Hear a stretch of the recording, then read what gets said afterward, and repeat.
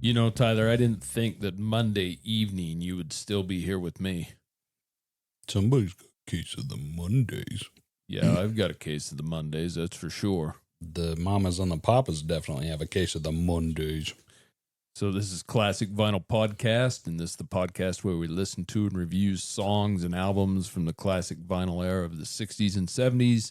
I am one of your hosts, Justin. I'm, of course, joined by my other host, Tyler, and we're going to do Monday Monday by the Mamas and the Papas. This is a song that was suggested to us by Bryce from Sedona, Arizona. I think we've done one other Mamas and Papas song, probably California Dreamin'. We did, and it was beautiful. I'm finding I really like this band. Do you? I really do. I like a scattering of their songs, but I've never really dove into them very deep. It's kind of the folk music thing, but I enjoy it. Sedona, Arizona, that makes sense, though, because, I mean, it's total hippie valley down there, right? I honestly don't know. I'm guessing. Yeah, they're just a bunch of peace-loving crazies down there. And it's not crazies, but just hippies. Yeah, just hippies. Of course, on Monday evening, you'd still be here with me, but we're recording on a Thursday evening, so... That's typically what we do. It's pretty rare that I see you on Monday.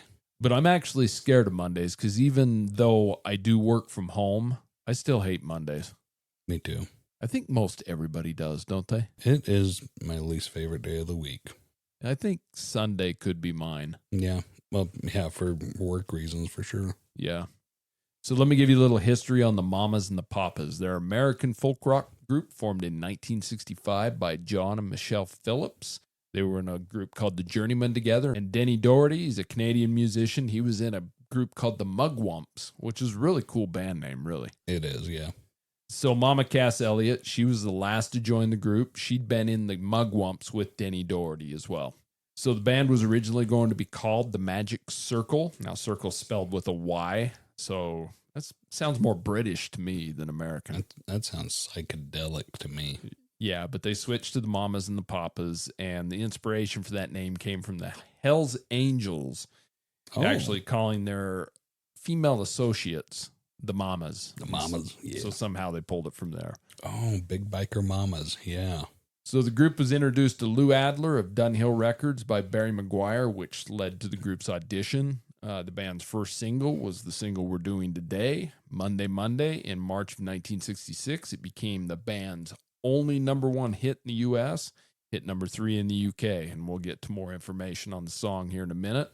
The funny thing about the group is, like many groups, there was a lot of troubles within the group, specifically between John Phillips and Mama Cass Elliot. So the band together had a lot of other problems as well, and they eventually, once they met their contractual agreement with their final album, People Like Us, in November of 1971, the band split for good.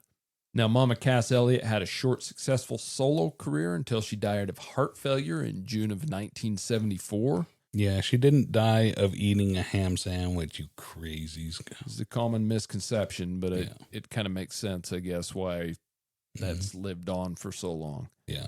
So from 1966 to 1969, the band recorded 5 studio albums and released 17 total singles. They've released 5 live albums and 23 compilation albums. So worldwide album sales for the Mamas and Papas is right around 50 million albums, which is pretty decent for a group being together such a short time. I'll say. They had 4 of their 5 albums in the top 20 in the U.S., with their debut album, If You Can Believe Your Eyes and Ears, hitting number 1 and number 3 in the U.K. Their second self-titled album hit number 4 in the U.S., number 14 in the U.K., and their third album, Deliver, hit number 2 in the U.S. and number 30 in the U.K. Now, as far as their singles are concerned, they had 7 singles hit the top 20 in the U.S., with Monday Monday hitting number 1. Now, in the U.K., 6 of their singles were in the top 20, with Dedicated to the One I Love being their top charting single in the U.K., hitting number 2, which it hit number 2 in the U.S. as well. So John Phillips died of heart failure in March of 2001. Denny Doherty died of kidney failure in January of 2007, leaving Michelle Phillips as the only surviving member of the band to this day. So nobody's speculating that there's a ham sandwich involved in their deaths, right? No, and I would think maybe in kidney failure or liver failure, the ham sandwich has more of an effect there, but who knows? So the band was inducted into that amazing group called the Rock and Roll Hall of Fame in 1998. There was some sarcasm in that if you didn't notice. Yeah, because 1998, that seems a little late for Mamas and the Papas, but once again, it's the Rock and Roll Hall of Fame. I just wish there was something different, but Yeah. it is what it is. Mm-hmm. So do you want to review the song? Yes, let's review it. And now it's time for the song review. So like you already know, today we're doing the Mamas and the Papas and Monday. I know you've heard this song, Tyler. What is your history with this song? Did you know it was the Mamas and the Papas? Would I know it as Mamas and the Papas? I don't know that I would know it as Mamas and the Papas, but the more I get to know the band, the Mamas and the Papas, the more recognizable they are, the more that I'm like, okay, yeah, this is Mamas and the Papas. That's the funny thing about a lot of the songs and albums we do here on this podcast is that you know a lot of the songs, but you just have a hard time naming them because you're not into the music quite as much as I have been for so many years. Yeah, but I've also started to develop that ear of recognizing the vocals and the people. Like when you and I first started going through the Beatles, they all sounded like the Beatles to me, but now I'm starting to pick out, okay, I think the most stark contrast for me was which ones are Ringo Starr, and which the hardest one that I differentiate is still George Harrison and John Lennon, although I'm starting to pick that out too. Yeah, it's pretty easy once you get it. So let me tell you a little bit about the song. It was released as a single on March 8th of 1966. The B-side was a song called Got a Feelin'. It was recorded at United Western Studios in Los Angeles and produced by Lou Adler. Now, Lou Adler, he's a famous producer. He had produced The Grassroots, Carole King, Jan and Dean, obviously the Mamas and the Papas, among being an executive producer on many famous films as well. Now, the song was written by John Phillips with Denny Doherty singing the lead vocal, with the Mamas and the Papas, of course, singing the backup vocals. Music was recorded by the world-famous Wrecking Crew, which we've talked about several times on this show. This is off of the band's debut studio album. That album was called If You Can Believe Your Eyes and Ears. The album itself reached number 1 in the U.S. charts and number 3 in the U.K. charts. I couldn't find any charting history in the Canadian charts. I looked, but I couldn't see any. I'm sure it charted somewhere there, but I couldn't find the information on that. This album is notorious for having 5 different versions of the cover art. Most of them showing the band. They're in this bathroom. They're all in a tub together with different songs listed on the toilet and things like that. But there was one version with a close-up of the band. It was kind of a cropped-in version. You could tell they're still in the bathroom, but it was just a cropped version of their faces. Oh, I see. So it sounds like every person in the band came up with their own design, and also Lou Adler came up with the design. Could be either that, or maybe people were just offended that they were taking a picture in a bathtub together. Yeah, I mean, the Summer of Love was still a couple years off, wasn't it? Yeah, it was. So John Phillips has stated that he wrote this song in just about a half an hour, purposely meaning for the song to have some universal appeal to fans. Just describing basically the shitty feeling that comes along with the end of the weekend and the start of the weekday, and the start of the working week. And I think most people relate to that because I'm sure there's certain jobs that the schedule's a little different, but Monday for most people is universally just a horrible feeling. I'll tell you, one of the things that I've noticed over the years is that a lot of times on a Friday, you're so eager for the weekend. So you're like, oh, I'm just going to leave all this difficult stuff for the next week. So all that stuff has piled up over the weekend and just waiting for you on Monday, and then it needs to be addressed. Then you're mad at your past self. Exactly. Friday self did not do what they were supposed to do. Well, what's kind of funny about talking about the working week and stuff, that's what I find ironic, and many people have found ironic about this song, is that the group lived far away from any kind of office job or 9-to-5 job. I mean, they were freewheeling musicians, big time in the LA hippie scene. So to be singing about a Monday and how horrible it was and things like that is just kind of funny. But I guess that's where you do get the universal appeal to fans and basically writing a song for the hook. And it worked, let's be honest. Denny Doherty, Mama Cass, Michelle Phillips, they actually all disliked the song quite greatly and were all quite amazed with how well the song did in the charts. They thought it was just a dumb song about a day of the week, but nothing really standing out about the song to them, and probably with as much as they were into the hippie scene and into the folk rock, they kind of thought it was kind of a silly song for them to be singing, but it certainly kicked off their career, so it did what it was supposed to do. The group won a Grammy Award for this song in 1967 for Best Contemporary Group Performance, and the song was inducted in the Grammy Hall of Fame in 2008. The song itself, like I stated before, reached number 1 in the U.S. Billboard charts. The song did reach number 1 in the Canadian charts and number 3 in the UK charts. It is certified platinum here in the U.S. by the RIAA. Couple funny facts about this song. It's the first song to hit number 1 with a day of the week in the title, and the first song to hit number 1 with a group of at least 2 men and 2 women, so a mixed group. Oh. I don't know if those are really important facts or anything, but something I ran into. Yeah, I guess when you think about it, there's not a whole lot of mixed groups pre-60s, are there? Not a ton. No, not really. I mean, there's still not a lot of mixed groups now. Yeah, even so.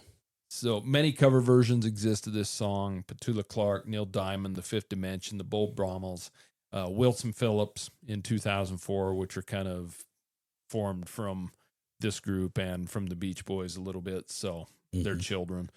It's been used in pop culture all over the place, you know, movies, TV, commercials, things like that. So we did listen to this song 2 times in a row on vinyl tonight. What are your thoughts on the Mamas and the Papas Monday? I think it's really telling that the Mamas and the Papas themselves did not, well, at least 3 of the 4, right? Yeah. Did not expect this thing. They thought it was a dumb little song. Didn't expect it to shoot to stardom or anything. I can't imagine John Phillips himself, who wrote it, liked it that much either. I mean, it sounded like, from what I researched, that he was just looking for a hooky song that would have that universal appeal to get them a hit so they could kind of do what they wanted after that. Well, exactly. Every climb of that ladder has to start with the first rung, right? And I think that's exactly what he was looking for, was the first rung of a ladder. And he hit it, but I don't think he realized how high of a rung that was going to be for them. That this just every once in a while, you see the universe and the planets all align and everything comes together just right. And this band just really hit their time. It was perfect. That's the funny thing about music. We've talked about it on a lot of songs and albums and things, is some of the songs and albums that hit big were accidents or ones that the group or the producers or whoever didn't like, and they didn't really think it was going to do well. And then all of a sudden it's like their biggest hit. It seems to be a pretty common theme. Yeah. And it sounds like these guys didn't even like each other all that much after they got going, right? Doesn't seem like it. No, there was a lot of tumultuous relationships between these guys. Yeah, and yet that contract held them together at least well into the 70s, and then they finally got to break up after the contract was up. I don't know. I feel bad about them breaking up because they do sound so well together. This song really portrays that. Okay, so I usually start off with how the song opens. It breaks right into this harmonious vocals with just vocalization of la, la, la, la, la, la. And then the instruments start to join in with the guitar and the tambourine of all things. We love that tambourine when it's played super well. And it is. Then the bass and the percussion join in. And then I'm hearing, is there a harpsichord in this? It kind of sounds like it, but it's hard to tell. It is hard to tell. And strings as well. Now, did we listen to 2 different versions?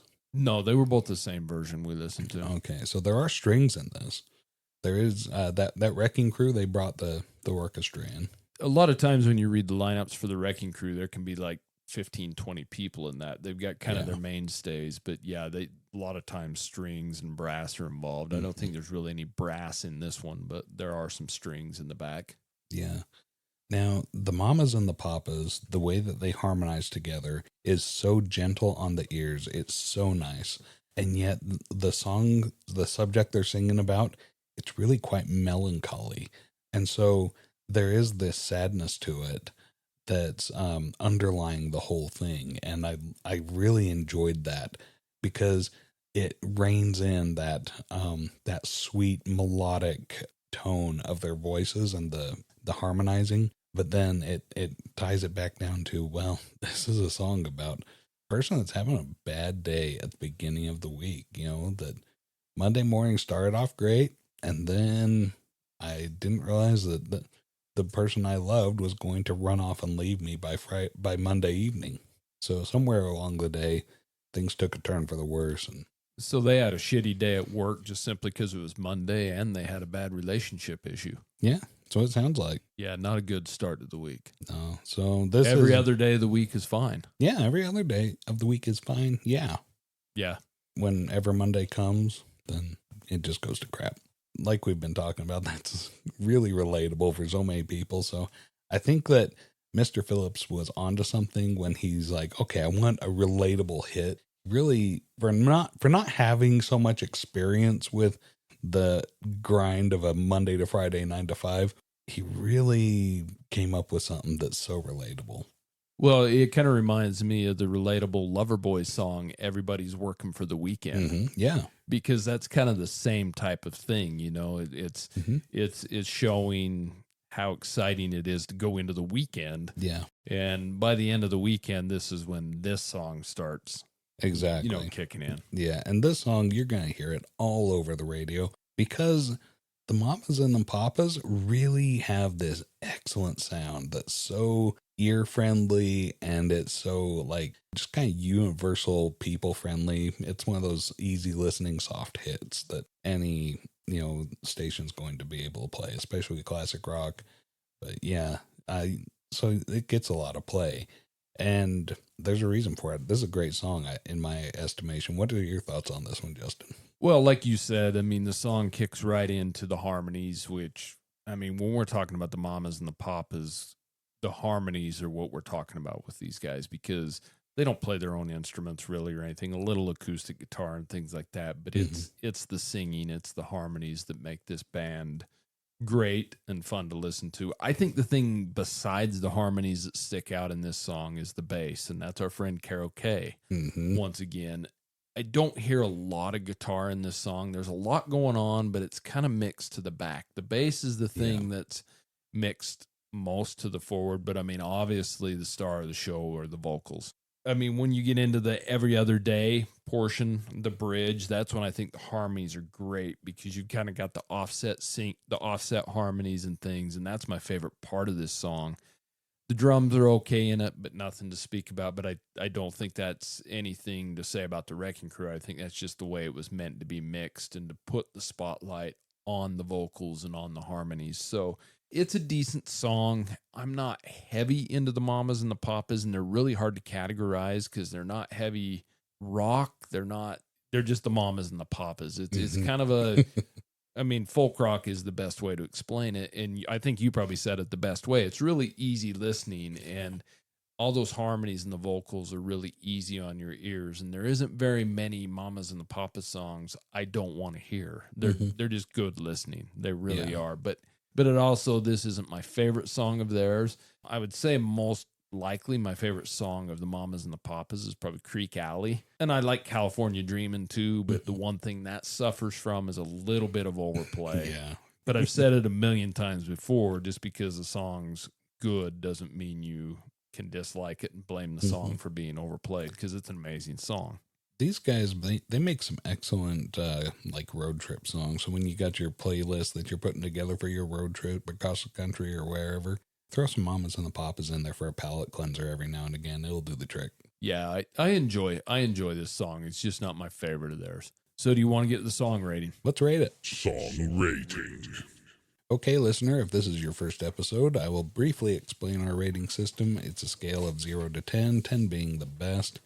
I put this one pretty high. I really like this song. I give it a number 8.5, an 8.5 for me, because it's just so well done, so well put together, and I really enjoy the backstory behind it. That kind of was a surprise hit for them and launched them into stardom, because everything about it was just right. Where do you put this one, Justin? I'm not near as high as you on this one. Understandable. And this is probably one of my least favorite popular Mamas and the Papas songs, if that makes sense, but I still enjoy it. I rate this song a 6.5. All right. I think it's a decent song. It's not a song I'm going to skip or turn the channel on the radio. It's just I don't go out searching for it. It is kind of ho-hum and mundane for me, but also you called the song melancholy, and that's something I haven't really thought about because it really is, and it does put a little more emotion into it other than being just a Monday is shitty and sucks type of song, you know? So it's kind of made me think a little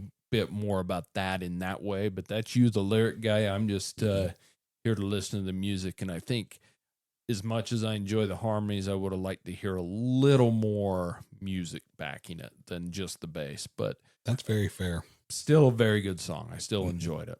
So thank you, Bryce, for suggesting that song. It's a decent song, and if you have any questions, comments, or concerns, want to tell us what you would rate this song or what you think of our ratings, please send us an email at classicvinylpodcast@gmail.com. You can also send any suggestions for songs or albums you'd like us to rate there. And until next time, see you later. See ya.